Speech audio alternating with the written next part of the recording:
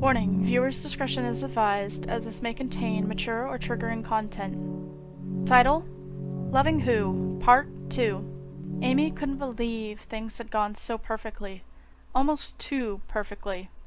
The fact that Vince worked there told her this wasn't some twisted joke, and she'd been quick to follow Kevin.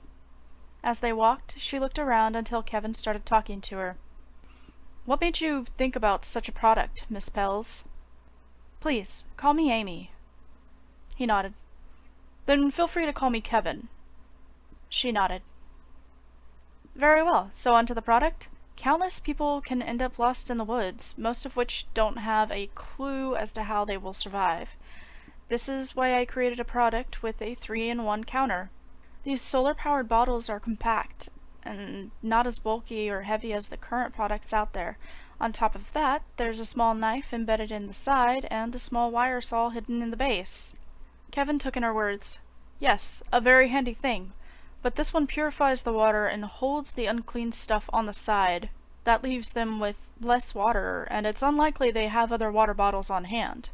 Well, they might have a few, but still. I would like to suggest using a tube pump system. I made up a smaller system similar to the ones in the current bottles, but less heavy and more compact." Amy tapped a nail to her chin and thought. "I did think about that. However, I feared that people would accidentally drink from it, thinking it is a straw without hesitation due to the circumstances." Kevin flinched. "I hadn't thought of that. But still, cutting the water storage so much seems like a possible waste to me. We want this to solve their water problem, leaving them to worry more about finding food and shelter." The two of them nodded at each other, both smiling as their brains worked to think of better solutions. They chatted for a while, jotting down different answers. Kevin paused. "By the way, how'd you come up with the idea to take a portion of the profit and set up some of these in woods and even islands if possible? Not to mention giving it a tracker that can be pressed once they've gotten their hands on the bottle. That part is the most impressive thing I've seen in a while. I'm sure that was what hooked us. I do apologize for our CEO. He's been going through a lot. I'm sure he would have fallen in love with your genius." Amy blushed slightly. "It's not that amazing, but thank you. I thought of adding the tracker and creating this from personal experience," she said with a faintly bitter smile. Kevin blinked, clearly startled. "Wait, you got lost in the woods?" She shook her head, rubbing her arm. "More like stranded on an uninhabited island. I was on a plane when it crashed. Thankfully, I wasn't the only survivor. Not to mention we got very lucky to only be stuck there for a week because a ship had gotten our SOS when we were going down. Still, though, that week was a nightmare." Kevin nodded. "I can imagine so. Hey, I know you were just starting in the company, but since you have had actual experience of being stranded, how about taking the lead on this? I know a few may complain, but once they see how dedicated you are to this, they are bound to be impressed. I have faith that you'll prove to everyone here how much of a bargain we got hiring you." Meanwhile, Tyler sat in his office, munching on the almonds Amy had given him. They left a bitter aftertaste, and an unwelcome sense of déjà vu gnawed at the back of his mind. He frowned as he stared at her profile. "Why is this bothering me so much?" he muttered underneath his breath. Was it because of the dream? The one he had forgotten, but then remembered when she walked in? It was crazy. Why did it feel like he was missing something important? The knock on his door pulled him abruptly from his thoughts. "Come in," he said, his tone sharper than intended. Richard walked in. For once, he seemed to hold a more serious expression. "I must be a seer." Excitement soon laced his voice, and Tyler's frown turned into a scowl. "If you're here to talk nonsense, I'm not in the mood." Richard shook his head. "I'm being dead serious, though." His expression darkened slightly. "I had dreams about Amy. Not just one or two, an entire life full of them. As you know, beautiful women are important to me, even in my dreams. Tyler froze. What? Richard nodded. We were dating. That must mean she's meant to fall in love with me, dumping Vince. Tyler's mind raced. How is that even possible? You sure you weren't daydreaming? I know how you get when you see a pretty face. Richard shook his head. I've been dreaming about her for months now. I had sort of forgotten about it until I saw her face, heard her voice. She has that kind of voice that could calm a storm, but is still assertive. Not to mention, so many lovely ladies fill my dreams. But she stuck out among them. Tyler rolled his eyes. Dreams of those you hooked up with, or ones you wished to score? Richard grinned despite Tyler's dry, sarcastic tone. Richard was proud of his endeavors with the ladies. It's a mix. Sometimes I dream about what matches my taste, if I were to ever get serious. You have an actual taste in women? That's a shocker. So, did you come here to chatter about how you wish to make our newest hire yours? If that's the case, I'm warning you now. Back off. Miss Pels isn't someone you can toy with. As you heard, she keeps her private life and work life separate. I was shocked to hear Vince was dating, but she seems serious. Don't mess this up, Richard, or I may just fire you. What Richard was saying sounded crazy, but Tyler couldn't deny it. He couldn't deny the fact that he'd just met Amy, yet her voice and expression made his heart sway. Despite not being able to deny that something strange was going on, he also couldn't accept it. Unlike Richard, who seemed to want to dive headfirst into something being a sign, he would not lay his faith in a mere dream about some woman he just met. For all he knew, his mind was making things up, because he hadn't been seeing anyone in years. Sexual frustration? Perhaps. Amy was just the kind of woman he liked. Pretty, but dependable. He rubbed his temples. If that's all, please leave. And I'm serious, Richard. Do not cross the line. You might be our top model, but a handsome face is far easier to come by than a brilliant mind. Richard frowned, but shrugged. Fine. For the first time, and well, forever, Tyler was denying him someone to toy with. It seldom happened, because Richard was always able to make up for it with his own money, for the most part. He let out a small sigh before his phone rang. A woman's honey-like voice filled the line, and a wicked grin replaced Richard's frown. Why, hello, my lovely angel. Yes, I'm actually getting ready to leave now. Shall we meet up? I'll take you to your favorite restaurant. Mm-hmm. Oh, trust me, I know what will be the perfect dessert afterwards. Tyler scowled as Richard's voice faded into the hallway. He shifted through papers before his secretary came in.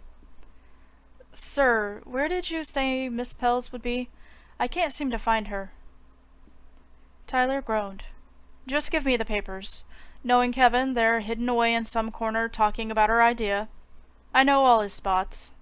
Henry nodded, handing over the papers. Yes, sir. Oh, and one more thing. The man glanced through the floor, fidgeting with his hands, his nervousness making Tyler stiffen. Speak. Henry was trembling slightly. Your father has made yet another move, sir. He is now poaching companies we are partnered with.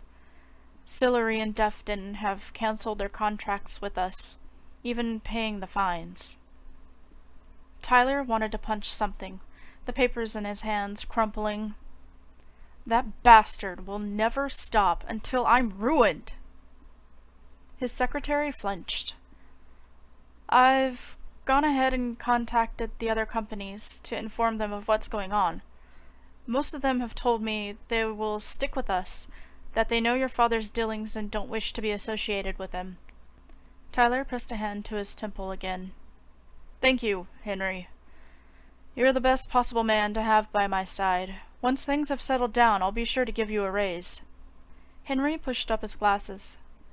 That's not necessary. You have already helped my wife and I out far more than we could have ever hoped for.